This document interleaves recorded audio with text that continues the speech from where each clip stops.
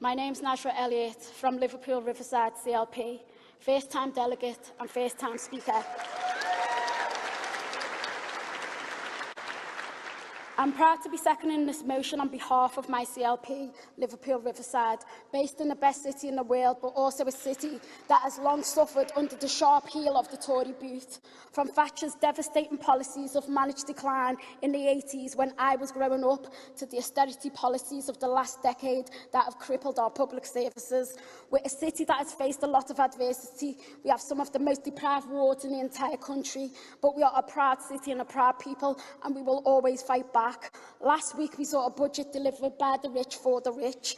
As with Thatcher in the 80s, they are still waging a class war against us. Tax cuts for the billionaires, record profits for energy giants, and nothing for the rest of us. We are now facing the worst plummet in living standards for 100 years. Every single day, we're seeing headlines about that people in this country, the fifth richest country in the world, will die from cold and hunger this winter. In Liverpool Riverside, before the cost of living crisis, 11 children in a class of 30 were already living in poverty. Now, after 2 years of the pandemic, which has widened the already gaping inequalities in educational attainment, levels of child poverty are rising rapidly. These children are now facing the hardest winter of their lives. In my own daughter's school, Liverpool Primary, just up the road from here, they have food banks.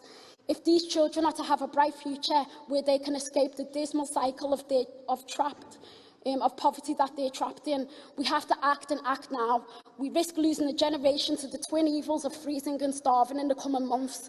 The No Child Left Behind campaign by the National Education Union and the Mirror has brought together over 100 civil society organisations to call for universal free school meals for primary school children. I hope the Labour Party can get behind these calls today, but hunger doesn't stop at 11, and being singled out for free school meals while at secondary school only gets stronger. We have security tags being put on nappies and baby formulas. We know that children living in poverty can no longer afford to wait for us to take action. The Labour Party must take the fight to the Tories to make sure that no child goes hungry and that no child is left behind. Conference, please support this motion. Thank you.